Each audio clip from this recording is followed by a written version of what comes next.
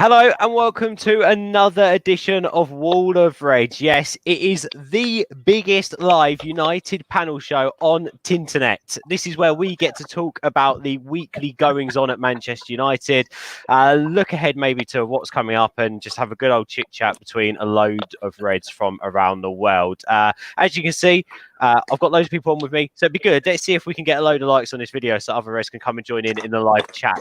Hit the like button on the vid and also hit subscribe if you can do too. But let's kick things off, shall we? We always come over to each Red first when we do this, and I think today we've got to start with the news that sort of came out on Twitter about Jadon Sancho. So let's jump into that because otherwise everyone will ask a question. Matt, you're first in line, so I'm going to come to you with this first. A report today basically suggesting that United are ready to look at alternatives if Jadon Sancho is not attainable because of that price tag that Dortmund have set. Let's keep the... Yeah, Karthik, I like it. Good shout. And then if Joe had 2 slices of bread, they'd be there right now. And he'd be doing an idiot sandwich to every single report that's going on. Anyway, Matt, let's come to you first quickly. What do you make of... Simple question. What do you make of the reports that have come out today? It's kind of hard to not believe it, you know? I think you got to take it with a grain of salt. I think just knowing our board, wouldn't be surprised if we did walk away, but at the same time, I'm still fairly confident that something may or may not happen. But yeah, I don't know. It's a weird one right now. I think, Matt, if you could just say Jadon Sancho's name, you'll just make us feel all a little bit more calm about the situation because of your calming voice. I think we just all be a little bit more chilled out. Gary, welcome on. Thank you for coming on, buddy. Your first appearance on the United Fan Channel, so it's good to have you here with us. So let's jump straight into it. The hottest talking point of the summer, no pressure. What have you made of the Sancho merry-go-round to this point? In all honesty, I've had enough. I'm sick of hearing Jadon Sancho. It's just gone on too long now, to be honest. I think we should just be looking at other targets. The window shuts on October the 5th, is it? And I just think it's just gone on too long. And they're saying there's other options, but what are the other options? I can only think of Bale, maybe. I mean, Real Madrid started talking about that they'll pay half his wages for a season. So maybe there's an inkling that we'll have him on loan for a season and pay $300,000 a week. I don't know. What are your guys' thoughts on it? That's the only plan B I can think of. I think Douglas Costa's injury prone. Who else are they linked with? I think we will definitely. I think we've got to come. I think we will go one by one after we've done this and actually talk about who we would say is an alternative to Jadon Sancho, because I think it'd be interesting if we all had to pick one, who that would be. Guys, if you're watching on Twitter now, there's hundreds of you on Twitter actually watching this at the moment. Come over to the YouTube channel, youtube.com/all4united. Hit subscribe, come watch the video over there and use the live chat. If you want to get involved with the show today, use the live chat. Give us your thoughts on Jadon Sancho. What do you think? What do United need to do now? Kojo, let's come over to you, buddy. Thank you for jumping on last minute today. Really, really appreciate it. Gary's saying there, should we move on from this Sancho deal? Is he becoming unattainable with Dortmund's demand, so to speak? Yeah, I mean, listen, if they're saying they want 120 million and you're not prepared to pay 120 million, I don't know what you're haggling for. Just keep it moving. The thing is about football is there's so many right wingers out there that we probably haven't looked at that are probably maybe not got the same high ceiling as Sancho, but are good enough to come and fill in the space. I'm talking names have been said like Leon Bailey, Shenig Under are 2 names that I've heard of recently, and I like Bailey. Under I haven't seen too much of, so I can't really comment. But there's alternatives there. If you're not going to pay 120 million pounds, to be honest, I kind of understand it. I mean, it's COVID season, I'm sure not many clubs apart from Chelsea have been able to spend because Chelsea they couldn't spend in the previous summer. So, yeah, if you can't pay the money, move on, look somewhere else. Yeah, interesting, because the reports, James, let's come over to you, mate, are always conflicting when it comes to Sancho. It seems like one day there's progress. I think that was out yesterday. There's still progress on this Sancho deal. And then the next day, like today, it's, well, United are ready to walk away and look at alternatives. So where do you actually honestly think we are with this Sancho transfer right now? Do you know what, Ben? I'm tired. I won't lie. I'm tired of it all. I don't know anyone who isn't at this point. Yeah, but what do you think about the transfer? I think it's the ideal transfer. It's got to be the priority. But I think it's. You didn't get what I was going for, then, never mind. Oh right, sorry.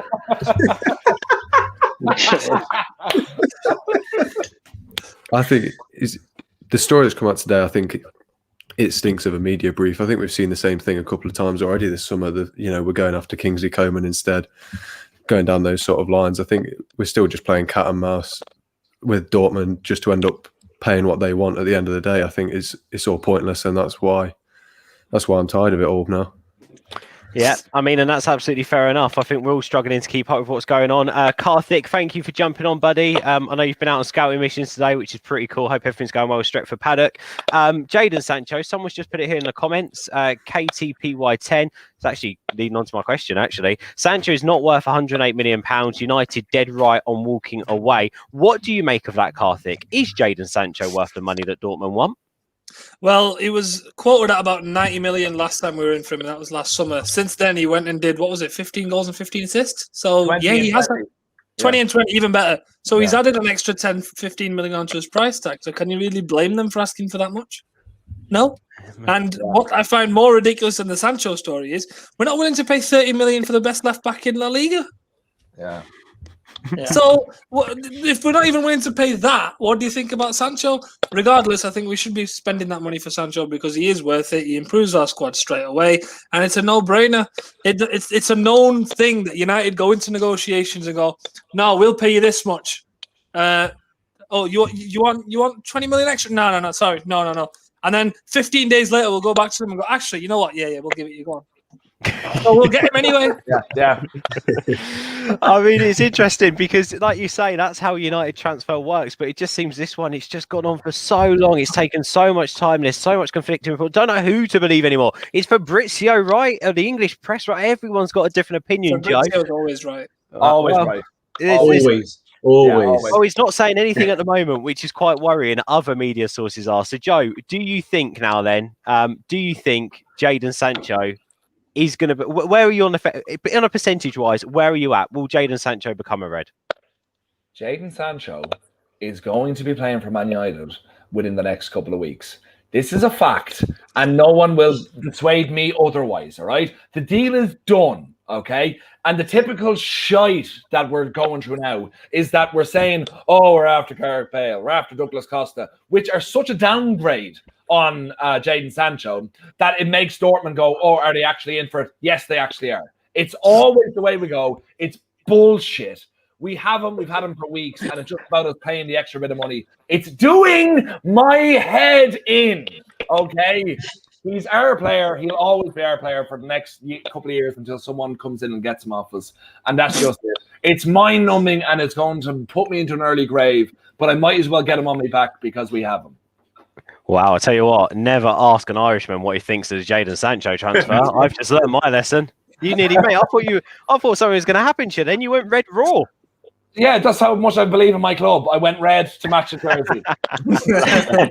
Abdel, so many different thoughts and opinions. I suppose, it's been said since day one that Ollie is Sancho is Ollie's preferred man and he's United's number one target. I mean, you are brilliant at jumping into things a bit more tactically. Why do you think that Sancho is Ollie's number one target? And when it comes to, and just a little bit on when it comes to potential alternatives to Jadon Sancho, I mean, when it comes to fitting this United system, really, Sancho's the perfect one, isn't he? And why is that? Mainly because of his versatility. If you look at the way our front three play currently at the moment, they all interchange places very frequently. Mason goes on the right, on the left. Rashford goes on the right, on the left, in the middle. Martial interchange with them. So when you look at how Jadon Sancho plays at Dortmund, you would not really be surprised why Ollie wants him in his system. Now, character-wise, personality-wise, I don't know how Jadon Sancho is, but if they scouted him for that long, then they probably think that character and the personality fit the culture that Ollie wants at the moment. But as a player, he is the perfect piece to the puzzle. Yeah. And I mean, it would be a disappointment now if we don't get. I'll keep going out shot here. Be disappointed if we don't get him. Guys, have a think. Yeah. Everyone on the show, everyone watching right now, have a think of a Sancho alternative. Can be anyone. Have a think of a Sancho alternative. We're going to come to each of you. First of all, we're going to go over to some comments to buy you guys some time. Jeff Hutchinson says, Glazers are too busy buying players for the Buccaneers. Hello to KTPY10 says, Mika scored 32 in one season in Germany, and we know how that ended in England. Good News Junior says the alternative is Thorvin. Is it Thorvin? Florian Thorvin. Yeah, Chill, man. Never heard of him. Never heard of him. Rodney says, hello, everyone. I just do not understand our owners. I just am fed up of the Sancho news. Get this deal done. We clearly have the money. Zarik says, waste of time if we only focus on Sancho. And we had another one here that I wanted to put up as well. Here's one. AE_1992 says, if United have pulled out of the deal, they would have by now. This is all gamesmanship. Yeah. It's a very interesting game of chess, isn't it? That's for sure. Right, come on, guys. In the live chat now, quickly post your Sancho alternative. Just got to give us a name. Don't have to tell us why, but if you want to tell us why, please do. Let's go one by one on the panel tonight. Matt, a Sancho alternative and why? I'm going to go Kingsley Coman. With his situation at Bayern, yeah, I know he just scored the winning goal in the Champions League final, but they just bought, I'd say, an upgrade in Leroy Sané on him, you know. And I think it's pretty clear it's going to be Gnabry and Sané up top with Loa. So I think Kingsley Coman, you bring him in for a year on a loan deal, option to buy. If Sancho still can't come in the next summer, then go ahead and just pull the plug and buy Coman. Look, if we were playing fantasy team, I completely agree. Coman is definitely fantastic, and I'd love to. He's a winner, hasn't he? Won a league now every season that he has been a player. Okay, Ben. Joe, don't go there. You're going to tell me about the leagues now, aren't you? Here we go.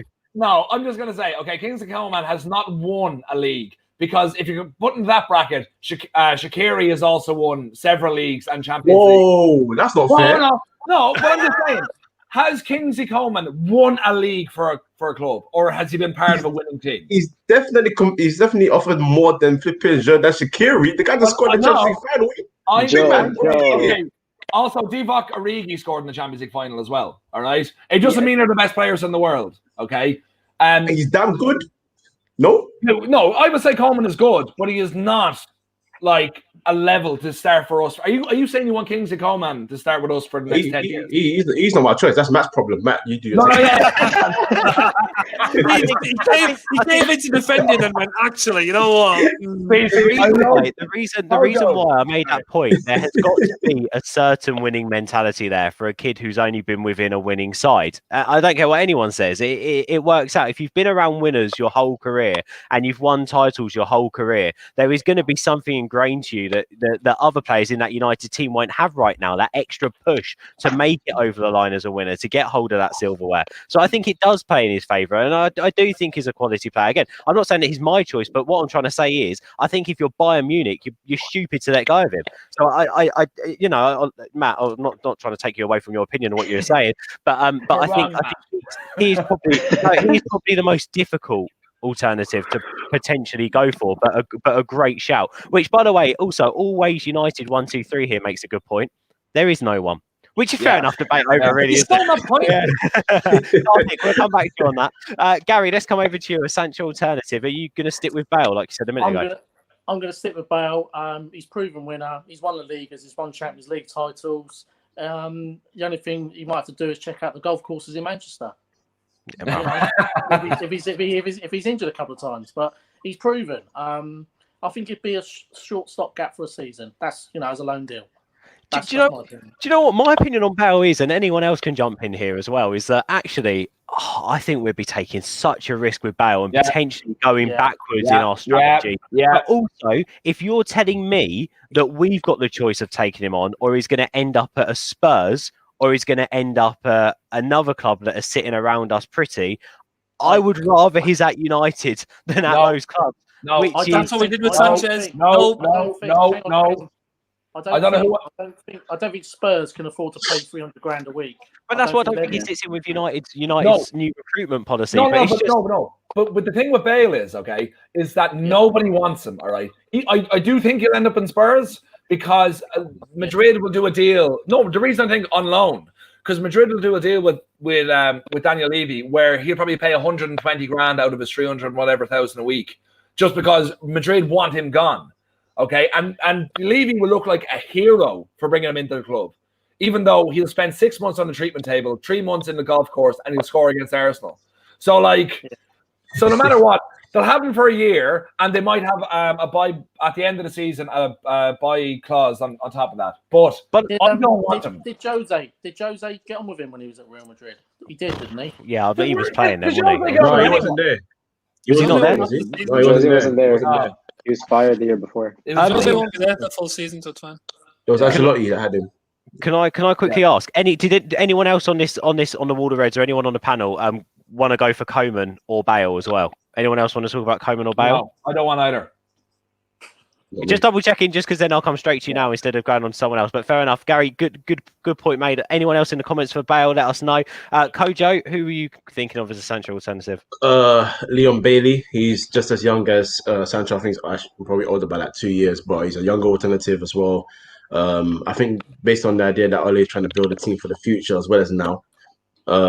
And Leon Bailey presents that he's been a good player for Leverkusen. I know Leverkusen are not the best side, but I feel quality is quality. He's a good player with a higher ceiling as well.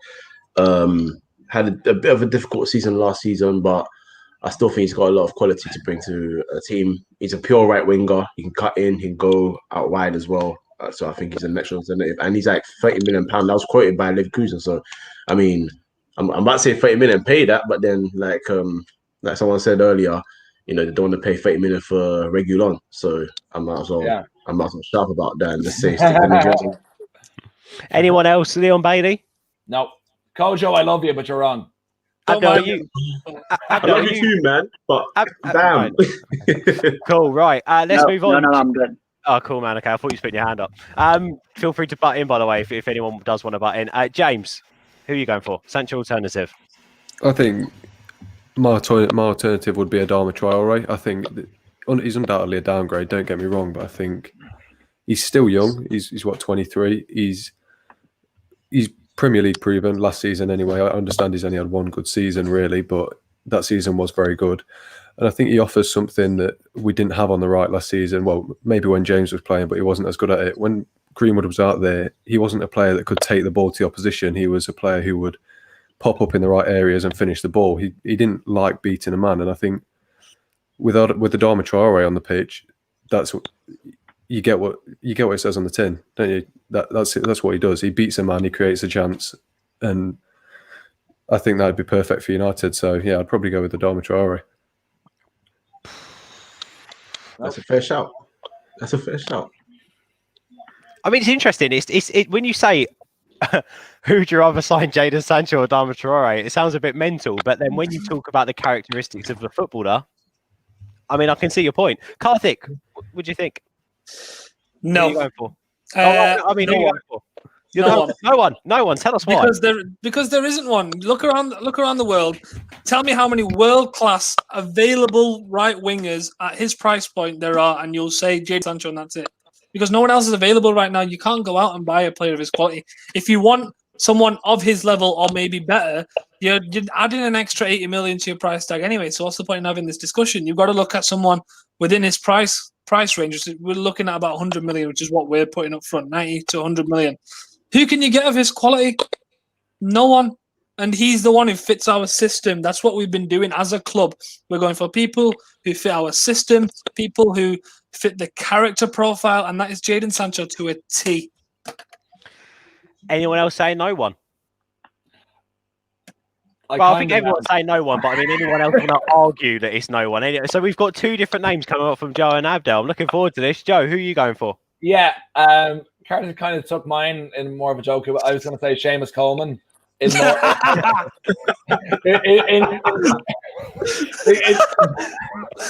Rolling back the years here. David Moyes. No. Look, in kind of more of a protest vote, but Carter got to be fucking ahead of me and ruin my thing I was going to do. But look, let's be honest. If we can't get Jadon Sancho, any player that comes in on right wing will only hinder Mason Greenwood's progression. Because they're bringing in Jadon Sancho is because he is a generational player in that position. I know Mason Greenwood is going to move in centre forward, and that's why it's all fine. He's coming in. But if we're bringing in anyone else, there's just no point. So I think if we can't get him, we have to move. Instead of getting anyone else, just move to a different position. Find a centre half, find a centre midfielder. That's where it is for me. If we're not getting him, which I still fundamentally 101% believe that we have him in the bag, then it just changes positions for what we need to, because that's the priority. So would you potentially then, listening to that, would you potentially then go for someone this window like and I'm just throwing this name out there because we know how much Ollie likes him and how we've tried to go for him before. Would you go for someone like a Josh King in the wait a second, let me finish. Okay, Ben. Because when we get to January, we're going to need a striker anyway. We nearly paid 40 million for him in January. Was it January or last summer? We was going to pay that amount for him to bring him in as a second striker. So would you bring him in or someone like him in as a second striker and continue with playing Mason Greenwood out on the right hand side so that he plays the majority of games next season? Yeah, look, to be honest, I think the way it's going to go is we have a Gallo till January and probably till the summer anyway. So I don't think the priority is a striker. I think what we're looking for is when they get to the last day of the transfer window, Josh King, if he's not gone already, he's going to be pushing for a move to United, and that will make Dortmund have to sell. So I think at that point, if Ollie's looking around going, yeah, I need another striker, we could get him for between 15 and 20 million, and in today's money, that's probably nothing. So he's like, genuinely, I hope they sign me before they signed him. But like, if it comes down to it the last day of the season, then the last day of the transfer window, fine. But it's not a priority in any way. Guys, smash a like on this video. If everyone watching smashes a like now, that would be great. If you're watching over on Twitter, come over to the YouTube channel, youtube.com/allforunited. Come and watch on YouTube, use the live chat, and ask Karthik why he's currently crying into his hands. I'm sure we'll find out in a minute. Abdel, come on, spread some knowledge on this. Who are you thinking as a Sancho alternative? What are your thoughts? Actually, I have a name that hasn't been mentioned before at all. His name is Calvin Sting. He plays for AZ Alkmaar. Good show. Yeah, he plays in a very, very similar style to Jadon Sancho. Of course, he does not pull the same numbers, but like he did decently last season. He got, I think, 13 goals, 15 assists, something like that, for AZ Alkmaar. The style, what I'm looking at is the versatility and the style. And in terms of that, he is a very, very similar talent to Jadon Sancho. But the problem is, though, if we do get an alternative for Jadon Sancho, it's going to be a long-term one. So you have to completely forget about Jadon Sancho for forever. That's it. That's done. Other than that, I don't see anybody that can be a stopgap.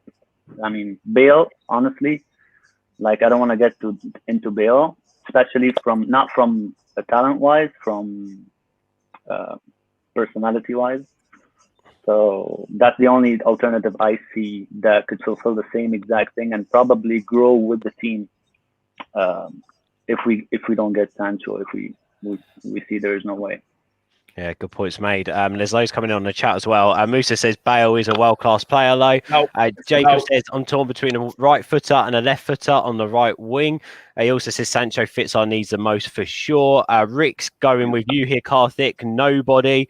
Barry's on with us. Hi, Barry. You're right. Hey, Barry. Hey. There was nothing going down the right flank versus Villa. We have to sign a right winger. Zarek says, I'd rather sign Brooks than an alternative name I see. Haha, just joking. I mean, Karthik wasn't putting his hands like this, so maybe he likes your suggestion. Who knows? Matt says the names that are being branded about don't fit Ollie's cultural reboot, Sancho all day, which is, I don't think it's a cultural reboot. I mean, we've just signed Van der Beek and Fernandes. I think in some ways it's, so to speak, a mentality shift and just to look at a bit more of a younger player that has that quality edge, which is why Stengs maybe Abdel does fit in with that. I think you're right. But Ben, with all this, like it's the sort of thing, like, and I don't ever like comparing us to another club, but when you have a manager who has the board that has faith in him, like they do unfortunately have at Liverpool. Like when Jurgen Klopp was going after Van Dijk, when it didn't happen in August, they didn't buy a different centre half. They just waited until January and got him then because they knew he wanted to come. And even though that was far more turmoil than we're going through with Sancho, with the whole fact that it was tapping up and shit like that.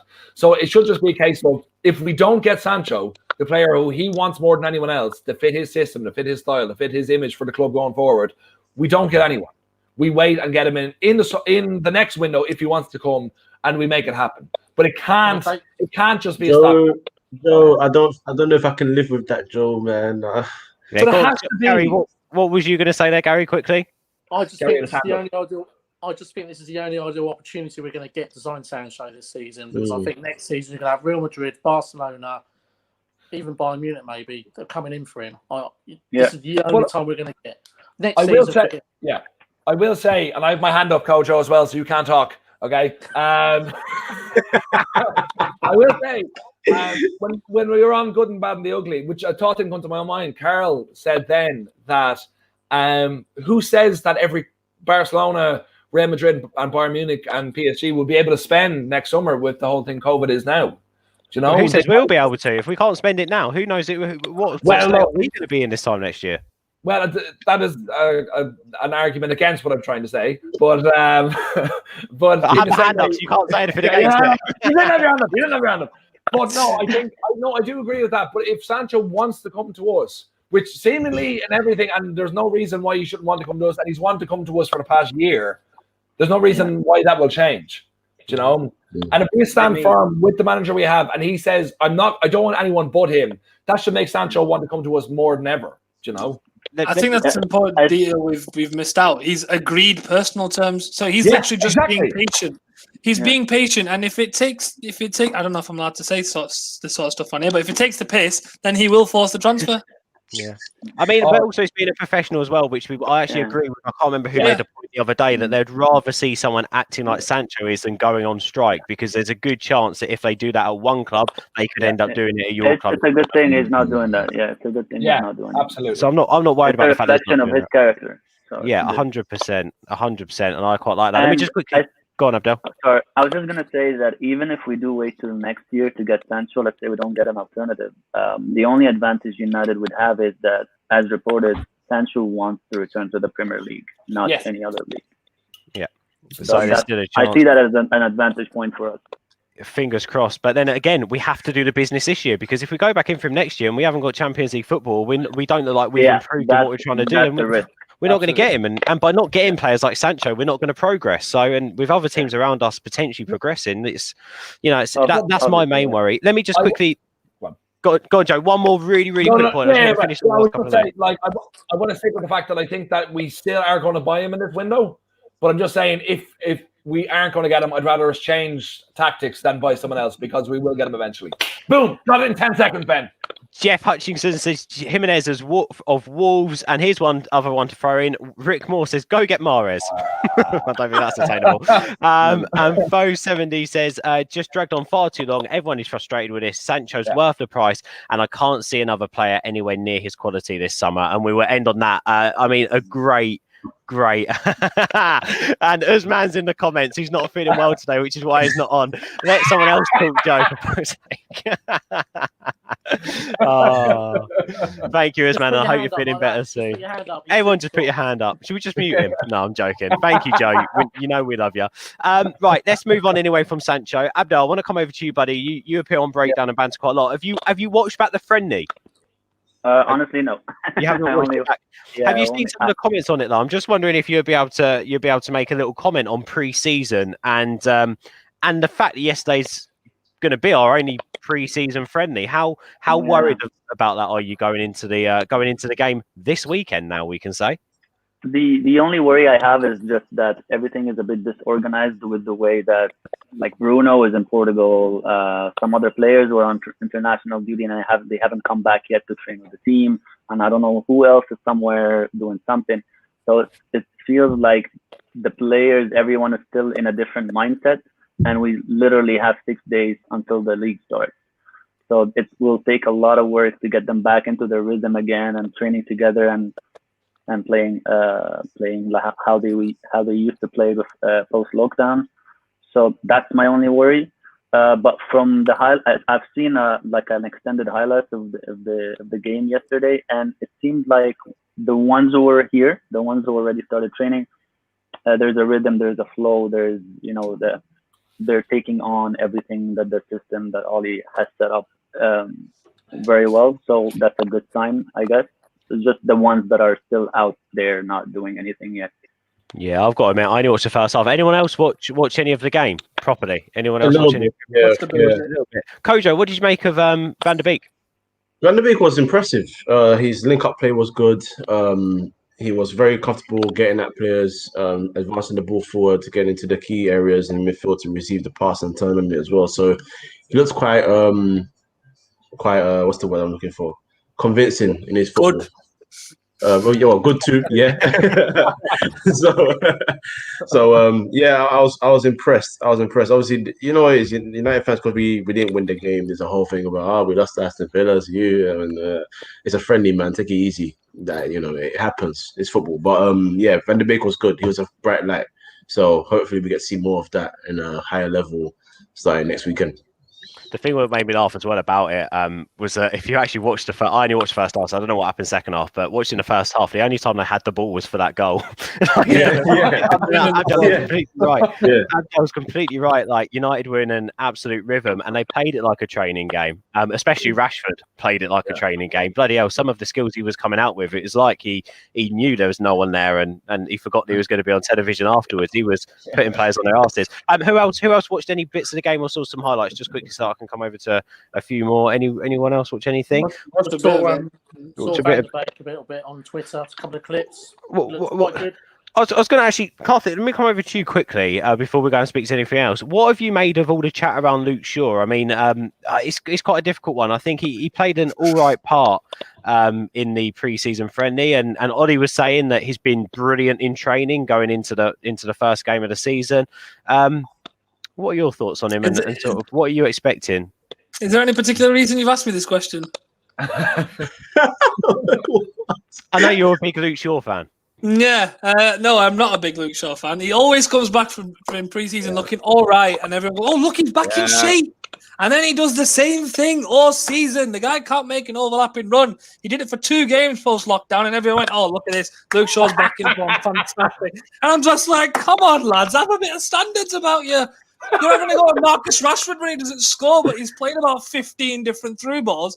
And we're going, "Oh, look at Luke Shaw. He's made a run. Well done. Oh, what a play is that?" Come on. We can do better than Luke Shaw. I'm fed up with this. We give him too many chances. Look, after his injury, I was patient with him. I loved Luke Shaw when he first came in, and I was patient. I said, you know what? He's just had an injury. It was a very serious injury, let's not forget. It was a double fracture, wasn't it? Yeah. And I said, you know what? He's going to take a season and a half. And then he just showed more signs of not performing, and more managers have said that his attitude just isn't there. And I can't remember who I spoke to, but it was someone who knew one of the staff at United, and they were in charge of nutrition and sort of stuff. And they said that the resources they've put into this guy, you won't believe. And he just doesn't follow any of it. Damn. Do you know what? Note to self: don't ask an Irish guy about Sancho, and also don't ask Karthik about Luke Shaw. People think I have an agenda against him. Yes, I have an agenda against bad players. I agree. Jacob said Shaw looked decent. Barry's been on saying I watched the game at McTominay looked very good, as did Shaw and Van der Beek. And Prince Oda said here, "Is that Williams at James Rich?" I wish. James, let me come to you. How much of do you know what I find really ironic about the fact that United have been given extra time to prepare for this weekend? The fact that we had an international break. It's like it's made no difference. The players haven't had a holiday. All it's done is hinder us more. James, what did you make of the pointless international break? And do you think that all in all, United, we're just going into this season so unprepared, aren't we, to be honest? I think this is the only possible way that you could say it's in any way benefited us not signing any players, because we're going into the season with pretty much the same team. So I don't think it'd take much preparation, especially since the end of last season was so soon. I can't imagine they'll want to change anything too drastic. But yeah, most international breaks are pointless, to be fair. You get every 2 summers, you get a decent international break, and that's about it. So that's frustrating. And, the scheduling of it hasn't helped. But, to have players that still aren't even back in Manchester, and we've got a game in a week's time, that side of it, I get they need a bit of a rest, but they had their rest during lockdown. That was their period off. Surely they should be back in Manchester training, getting ready for a game it's one of the most important games of the season. it sets a standard for the rest of the season. You start well, you're more likely to carry on in that form. So I just don't understand any of it, to be honest. Poor from the planning committee, whoever decides to put an international break here, and then sort of poor from United as well, that the main players aren't back yet. Matt, how worrying is it that again it's pre-season friendly? I don't want to take too much away, but also quite a few fringe players played in terms of James. You had McTominay lining up and playing as well. We had Lingard playing as well. How worrying is it that again it looks like we had a lot of possession, but we were unable to create chances and score goals and Agardo up top? Is that a worry for you going into the new season? Yeah, for sure. I mean, it was a worry for us all last season up until Bruno showed up, and then up until Paul Pogba came back from injury. It was just virtually impossible to pass a ball between two defenders into the box. But this is an issue that we've all talked about for a while now. We just don't have depth to the team. We just don't have someone besides Van der Beek now who can come off the bench like, all right, he can spark it. Juan Mata showed it maybe like twice. Lingard maybe showed it once against Leicester, the very last game of the season. But yeah, I'm definitely worried. I don't know. I don't know. You're scared at seeing James and Lingard lining up on either flank when Jadon Sancho's ready to jump on that plane. That's what that is, mate. That's what the fear is. Gary, quickly, one penny for your thoughts here. Mason Greenwood, again today, the press have hounded the young lad, and it's just not on. It's not acceptable. He's got the pressure on his shoulders anyway, taking that 11 shirt. We're hoping that he can live up to it. How excited? Let's change this around. I don't want to talk about what's happened with England. I don't want to talk about what's been in the press today. I want to talk about the excitement about seeing Mason Greenwood on that football pitch wearing the number 11 shirt. How excited are you to see that young lad up and playing against Crystal Palace? Well, for my dad to say he's the best player he's seen since George Best says it all, really. He's seen George Best play at Old Trafford, and he's said he's the best two-footed player he's seen since George Best. So for my dad to say that, who doesn't follow United as much as he used to go to a lot of games when he was younger, and for him to say that, I've not always agreed with what he said, but for him to say that just speaks volumes, really. Yeah. And I think he's right. He is going to be an absolute star for United. The trouble is, because he wears a United shirt, he's going to be under the spotlight even more, and that's the problem with any United player, isn't it? He's 18, he's young, he shouldn't have done it. He'll get guided. He'll learn from it. It's just one of them things. We've had players do it in the past. It's just one of them things. Yeah. Kojo, Joe, just coming over to you quickly, because in a minute we're going to go on to a lineup prediction for Crystal Palace. Just last thoughts from you, Joe, in terms of going into the new season. We've spoken a little bit on this show before about trying to predict where we're going to finish and little bits and pieces like that. Are we going to have to put up with United fitting their way into the season for the first month or so with this disruption we've had? Yeah, like we were saying before, like the preseason hasn't existed, which isn't ideal, but I don't put a lot of stock in preseason anyway. It's just about getting people playing football together for the first time in a couple of weeks or a couple of months or whatever. Like when under Van Gaal's reign, I put on Twitter the other day, his first preseason, we won every game, including beating Liverpool, Real Madrid and Barcelona. Then our opening game, we lost 2-1 to Swansea. So preseason means nothing. So the fact we lost to Villa means nothing. But I'm always a little bit concerned going into a new season over the last couple of years. I feel like Palace, I had them to go down, but they played really, really well the other day. If we get a win against them for next week, I'm feeling optimistic, but I don't know. It's sometimes take a couple of weeks, but I feel like if we do get who we need to get in, when we do get them in, which will definitely happen, by that time, no matter what happens when we beat Palace, fingers crossed, it'll just be a lift. No matter what happens on the game, we'll feel like we're moving forward when we get him on the bench at the very least. So I'm optimistic but pessimistic. I hope so. Fingers crossed. Barry's been on. I'm utterly petrified. I can hear Barry saying this out loud. I am utterly petrified at the thought of another season with Lingard and Pereira. Jacob and Karthik are having it off in the live chat. Love that. We can do better than Shaw, but for me, he's our best fullback in attack. And Name says, When are we signing Sancho? Yeah, rewind, mate. Rewind. We just need to pay the fee of 108 million. Right, let's move on anyway. Enough about Sancho. We've spoken a bit about our preseason. Let's move on to our first game of the season. It is under a week away now. We take on Crystal Palace. We're all buzzing for it. So I thought what I'd do now is something a little bit different. And it's going to look a bit weird because unfortunately everyone's going to go really small. But what I want to do is I've asked everyone to come up with their predicted lineup, and it's probably going to all feature Sancho on the right wing because he's going to sign tomorrow. No, we're gonna predict the lineup that we think will start against Crystal Palace on Saturday. So, guys, as a group, I think we're just going to debate this and see where we're at. And I think the first talking point is in goal, I like it. because it's a big decision for Ole Gunnar Solskjaer to make. So, as a group, quickly, just a yes or a no. Who's going for De Gea? Yes. De Gea. Yeah. Anyone going for Dean Henderson? It's Lee Grant. He kept a clean sheet. Right. Let me He quickly did say fill the that in, manager was Karthik. impressed. Yeah, well, let me just quickly. Lee Grant. There we go. In goal against Palace for the first game of the season. Right, so we're all going David De Gea. It's not even a debate. Let's quickly get one thought here just on why De Gea over Henderson. Let's come over to you, James. Why De Gea over Henderson for you? I think at this stage, Ollie would feel like it'd be throwing De Gea under the bus a little bit too much to drop him first game of the season. I think it'd just save him a lot of issues by starting De Gea, especially in the dressing room. He's a very senior figure. So I think, just out of ease, I think he'll start De Gea.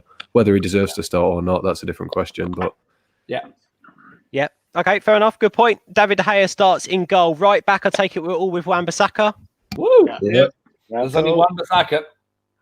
I think he can play. And who are we playing at centre back? Is anyone going against a Maguire and Lindelof partnership? No. Lindelof even back? Okay. It's a good point. Is Lindelof even back? That's what. yeah. I haven't seen or heard anything of him. So I just feel like Ole wouldn't play him. If anyone else is fit, if Axel's fit again, I'd throw his name in there. He said a couple of weeks. Not going to happen. If not, then we go with Lindelof because I'm not. What do we? Let's have a quick one. On anyone watched Mengi in any detail? Anyone want to talk quickly against? Go on, Karthik. Tell us a bit about Mengi. What do you think of him? Would he break through this year potentially? Mengi's brilliant, honestly.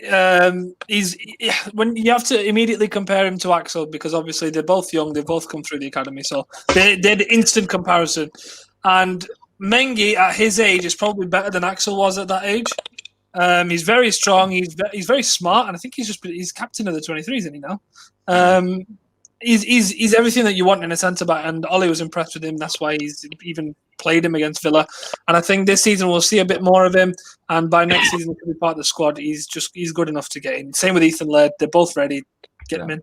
I think it's so interesting. When Ollie was talking about him earlier on in the week, he was talking about the fact that De Ligt was made captain of Ajax at 18, and I think that's how highly he rates him, which is incredible. Right, next position is, guys.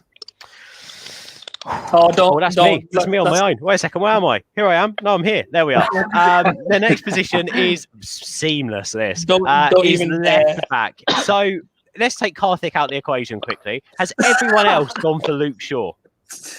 Pardon? Yeah. No, Joe, wait a second, Joe. You haven't gone for Luke Shaw. No, I'm going for Brandon Williams. Yes, wow. Joe. Yeah. Come on. So Karthik's gone Brandon. Anyone else gone Brandon Williams? Abdel, have you gone Williams or Shaw? No, Shaw. I know Ollie will go for Shaw. That's for sure. Well, Abdel, tell us. Actually, jump in quickly, and we'll go to probably Joe because we've all heard Karthik's opinions on Luke Shaw.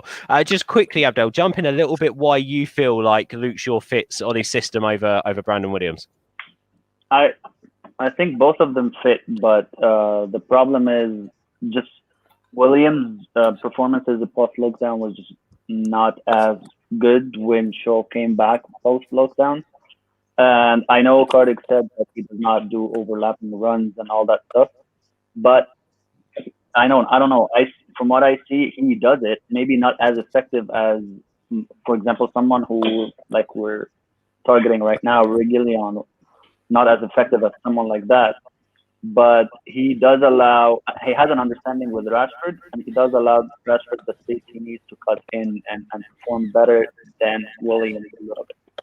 I think it's really interesting because Brownlight here is basically saying that if we sign him in time, Reguilon straight in the team, no argument. And Jacob said, I'll take Reguilon in a heartbeat. Just quickly to everyone else here, just I don't want to go into too much detail about Reguilon because we're talking about the team for Palace, so I don't want to sidetrack. But say tomorrow, and it's not likely, but I'm just saying this to play devil's advocate. Tomorrow we sign Reguilon. Does he go straight into this United team? Absolutely. Yeah. Okay, interesting. Because we're not talking about Reguilon, Joe. We're talking about Shaw or Williams. Why for you is it Williams over Shaw? Karthik, are you all right, mate? Come on. No, I'm really not. It's all right. Don't get too. It's fine. It's all right. Can someone quickly just run to Karthik's house and give him a cut? No, like Karthik, we get your point in the sense of Shaw had too many chances, and nobody here is saying that Shaw is amazing. But at the current moment, especially with Williams, that was just his debut season, and there's still a lot to learn. Shaw is just ahead of him on that part. You know what I mean? Okay, then let me throw Timbo in the mix. Timber, can you play? Fosu Mensah's not good enough. On the left? Fosu Mensah? Fosu Mensah on the left? No. Send that guy back to Fulham. What are you talking about, Fosu Mensah left back? I don't want to see him here. Get him out of here, man. Kartik, I was so He's enough for my country. He got my country. I don't like him. Get him out of here, man. I'm just saying, if not Williams, then I'd rather have Timbo in there. No, you would not. I think Karthik Genuinely would not. Okay, right. I'll throw both of them out. I'll chuck Ethan Laird in the mix then. He's injured. Game over. I'll put Ethan Laird. Who's next? John Cena. Wait, how many people you putting in there? Cam Martial. Kojo, I can't see John Cena at United. Yeah, bring back Son and put him on the left side. Bring back Son and put him at left side. Offended me. Quick one, Joe. Just because we're talking Williams and we're not talking John Cena, because we're talking Williams and Shaw. Just quickly, Joe, why for you Williams over Luke Shaw for Palace? Look, to be honest, whenever I see Williams on the pitch, I see tenacity, I see strength, I see someone who is going to go for every ball and not pull out of anything. Whenever I see Shaw, I see someone. Someone said like positively that he brings more attacking than like he's an attacking player. I think he has 1 assist and 1 goal is in his entire United career. He is a joke of an attacking left back, because if he was a left back in the day, not Dennis Irwin, because he actually did something. But fine, just defend it, all right? But Luke Shaw brings nothing really going forward other than disappointment. Like, for me, Brandon Williams is, like you said, he makes mistakes. He made mistakes last season after the lockdown. He wasn't the best. But for me, he's 20 years old, and he's not too far off what we say Luke Shaw is, all right? So for me, every day of the week he starts, because he's only going to grow and get better than what Luke Shaw already is. And the motherfucker is right-footed. All right. Like, hey, who doesn't love a right-footed left back? Yeah, it's like a win-win situation.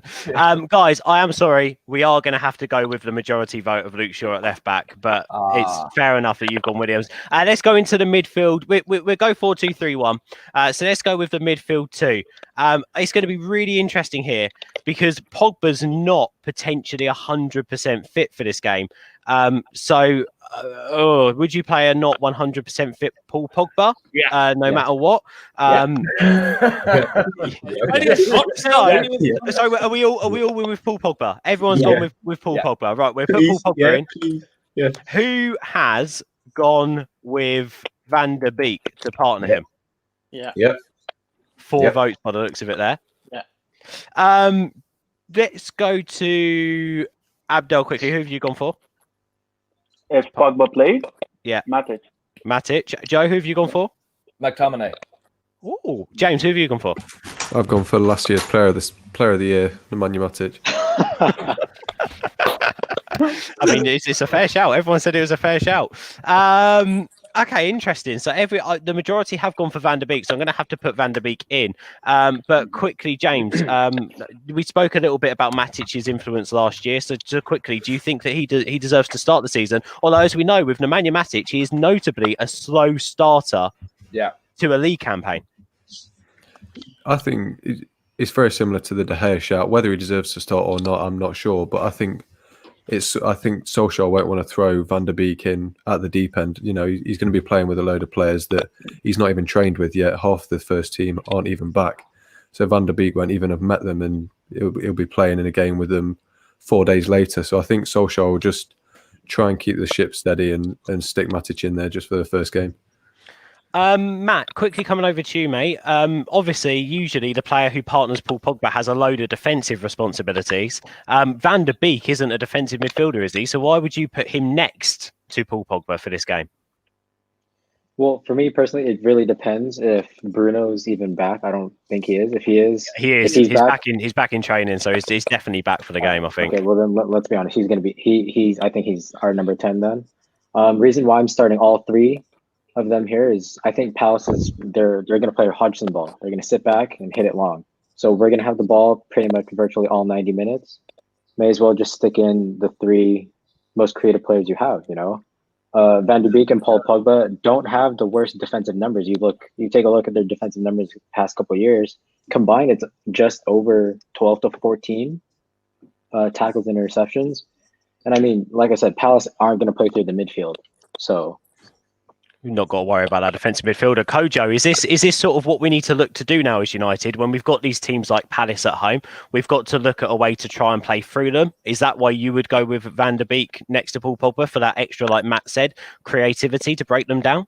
Yeah, I feel like too many times last season in the middle of the park, we had a big gap between Pogba and Bruno. I mean, towards the end of the season anyway. And we need someone to fill that plug in. He fills that plug in exactly very well. He can ball carry, he can create, he's decent defensively. And I also feel like when you're playing a so-called weaker side, you know, you got the players that have the ability to unlock doors behind the defense. You got to just take it. You got to try and control the game from start to finish and dominate them and kill them off. So I feel like we need to try and get that sort of mentality in there where we just want to go and kill opponents and hit them for 3, 4 when we can, especially at home. And I also feel like I could be wrong because I'm trying to not analyze it too much, but I feel like Ole is trying to build Pogba to play sort of like a Pirlo role and sort of like a deep line playmaker, just sitting there around there, getting the ball from the defenders and playing it with his passing rate, he can play it short and long and all that stuff. So I feel like if that's going to be what he's going for, we just got to get used to that as soon as possible, especially with a game at home. Yeah, I think it's more than possible to do that from the jump. I'm with you. I want to see Pogba a bit deeper. I'm happy if Ollie tells Paul to drop back a little bit and sort of play between the defence and the midfield because he's the best passer we've got. If you can give Pogba some space in between the lines to try and pick out some passes, perfect. Then you've got Van der Beek and Bruno between them interchanging, looking for space as well. And as you can tell already with Van der Beek, he's a workhorse. And also Bruno Fernandes is a workhorse. So you're not going to be losing any tenacity by playing them both in the same team. So I think that's quite exciting. Let's move on anyway. I take it we'd all go with Bruno at number 10 if he's available. Absolutely. Yeah, of course. Yeah. So let's get Bruno in there. The other front three. Has anyone gone against a Greenwood, Martial and Rashford front three? No, because Jaden's playing. James has. No, Jaden. Sancho's playing. Because James has gone against that front three. James has picked someone else. Go on, James. I think I'd love to see that front three. That'd be ideal. But given the week that Greenwood's just had, I think if he goes on and has a bad performance, it's a baptism of fire out there. I think it'd be smart for Solskjaer to just put him on the bench, maybe bring him on and start someone like Daniel James over and just purely protecting him. But James, to be honest, the fans can't have a go at him. So don't forget, Ollie played under a manager who backed David Beckham when he was having effigies hung of him after World Cup. That's right. So he's going to adopt some kind of management style of that, and he's just going to play Mason until he scores back. Let's be honest, James, no one, he's going to play because he's not going to get backlash from the fans because they're not there. I'm thinking more from the media because they're the only ones that have really been attacking him, and I think at that age it's very hard. They will to attack deal him with anyway. Whether he plays, they will play this game. If he doesn't, exactly. If he doesn't play, it'll be Mason, horrible teenager who's doing hippie crack has been dropped because of immature behaviour. That's what it'll be if he doesn't play. So that's a good headline. Thank you. I mean, it's a good point. It's a good point either way, though. To be honest, because if he did want to take him out of the limelight, he's got a reason to take him out of the limelight, obviously. But then also, let's learn a bit about Mason Greenwood's mentality. Let's put him on that pitch, and let's let the football do the talking. I think also is a great way to sort of attack this. But guys, just quickly looking at this team. I mean, I know we've only made one signing, but it's a team to be excited about, isn't it? I mean, let's quickly just go through each one and let's do 60 seconds each because I know we're nearly running towards an hour now. Let's come to you first, Matt. Whilst we've got the team up, who are you most excited to see play this season in a red shirt? I think after what's been going on lately, I think it's Greenwood. I think for some reason, he's got the most to prove now, not to himself, but to the media. Like I said, it's going to be a test for his mentality. If he flops, quote unquote, people are going to say, "Oh, he's just a one-season wonder." So I think this is going to be, his most important year of his career to kickstart his kind of reputation. Because we've had so many of these academy kids burst on the scene, do well, and then next season drop off completely. So I think for Mason, I'm the most excited about it. Gary, how excited you about seeing the boys be back out on that pitch on Saturday? I mean, I know if it doesn't feel like it's been long, but looking at that team, you can't not get excited about watching them play again, can you? Definitely not. I think for me, it's going to be Bruno in the full season. With the stats him against De Bruyne, I think Bruno for me. I mean, I echo what Matt said about Greenwood, but I think Bruno will be the one as well. He joined in January, but for me, he's going to be the standout player. Him and Van der Beek, if I was going to pick both, but Bruno for me. I think he's got leadership qualities as well. Something about him, he's telling players where to go, and he's almost, if he's 2 passes ahead of other players, his vision is just exceptional. I can see him being a future captain as well, maybe in a couple of seasons. I don't know what anyone else thinks about that. Yeah, that's a good point. I mean, Kojo, whatever Salah can do, Bruno can double, right? Come on, my boy, Bruno. Are we going for 4 or are we going for 6 goals from Bruno Fernandes against Crystal Palace? Going for 5. Go in the middle. Why not? But the player I'm most excited about is Pogba, but that's only because I feel like this is a defining season for him. We've spoken about weakened players around him, all that kind of stuff. That when he went to France, better players around him, you saw what he did. You've got Van der Beek and Bruno in the midfield next to you now. Show up, take control, show the player that we believe you are. I will still say, for me, ability-wise, you are the best player in the league, although the other side of Manchester can argue that because their guy's been in form and we're winning titles. Yeah. But now it's time to show up and show that you are level, show that you are the guy, show you are the guy that wins things, that runs things in that midfield, show that you are Paul Pogba, or like I like to call you Pog Babes. Do the thing and do it properly. I mean, it's a good point. Abdel, you've spoken a lot on Twitter about the way that Ollie plays football. You've gone in-depth tactically with us. You've gone in-depth tactically after every game, more or less, in Twitter threads. So when it comes to Ole Gunnar Solskjaer lining this team up to play, are you expecting to see anything different from him that you saw last season? And what elements of that excite you? The thing is, I can't really pick one player that would excite me. I think we have multiple now, which is the good thing. Like, the team has changed drastically from 1 year and a half ago. Like, I could say Anthony Martial. I'm waiting to see what he's going to do in a full season with an upgraded midfield behind him. I could say see Rashford after improving last year and it was a standout season for him. Is he going to do it again and put similar numbers or even higher? Greenwood, is he going to continue that form that he had? We have multiple players to be excited about, not just one. Van der Beek, the new signing, of course.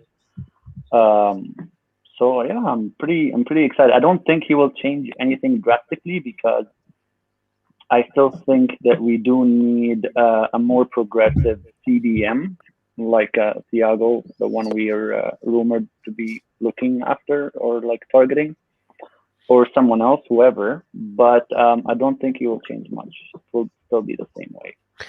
Yeah, it looks similar in the game against Villa anyway from the first half that I saw. Karthik, what about you? How excited are you to see? Again, you can list your player, and I suppose Luke Shaw will be on your list. I'll tell you what, actually, I'd love there to be. We need to do like a rap battle, but with footballers. I'd love to put Barry and Lingard's relationship up against Luke Shaw's, because I think it would be a fantastic battle. But let's look at Donny van der Beek and those Reds there. How excited are you for the new season, and who's picking your fancy, so to speak? All these tricky Reds. My most excited, the player I'm most excited of watching is Jadon Sancho, because he is going to sign, and we are Jadon Sancho FC. He's going to bring the number 7 back to its glory. We'll take the curse off from Michael Owen, because Michael Owen has cursed that shirt for a long time now. We should never have given a former scout to that shirt. Yes. Okay. Anyway, so Jadon Sancho is going to sign. We're going to be amazing. We're going to sign a new left back, so I don't have to moan about Luke Shaw. We're all going to be one big happy family, and we're going to win 21. Let's go! You. That's the way. I mean, now. I hope that does get clipped up. If anyone's got screen recorder, can you clip that up? Either that, mate, or Howson's going to catch this and ask you what the heck he was saying. He said far worse. I'd like to see him try. Yeah, exactly. James, let's come over to you, mate. What about your thoughts on going into the game against Palace, and who are you looking forward to seeing play?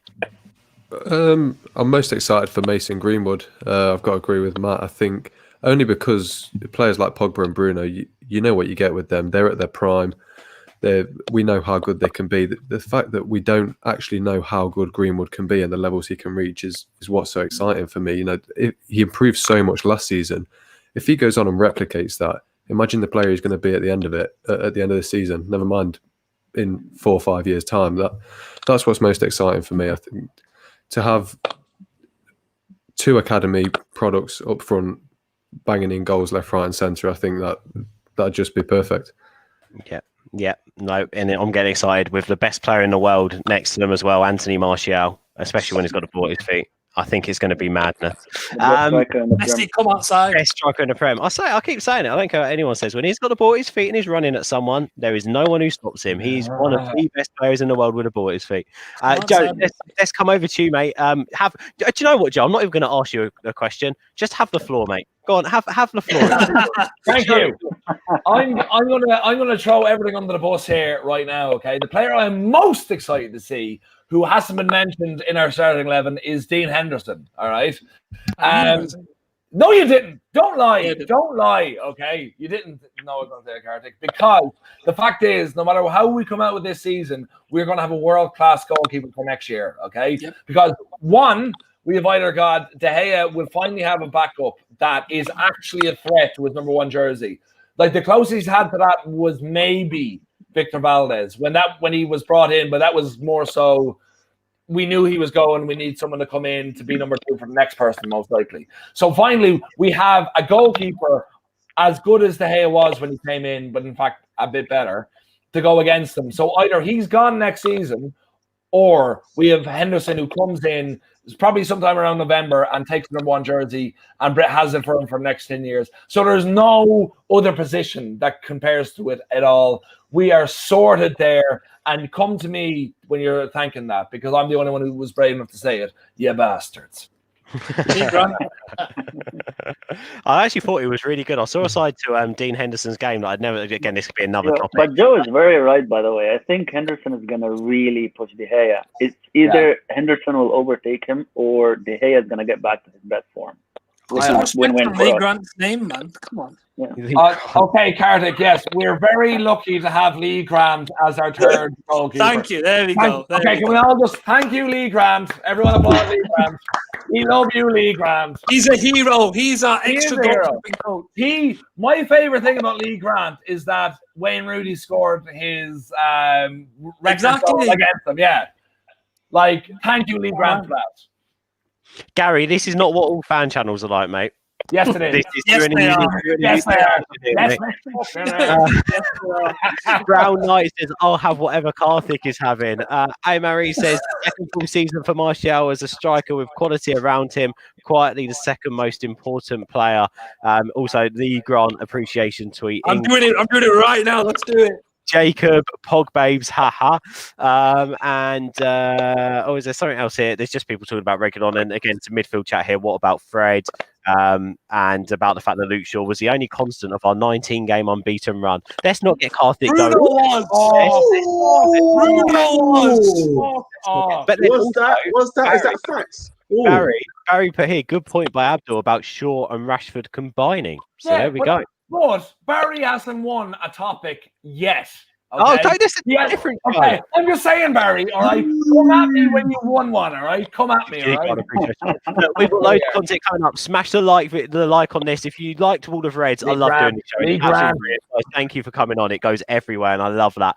Stick a like on this video if you've enjoyed it. Tomorrow, if you love the Irish guy named Joe on this show, he is going to be hosting his first show for All for United tomorrow morning, kickstarting your day, talking about today at Manchester United, all the goings on in the last 24 hours. I bet there'll be some Sancho chatter in that.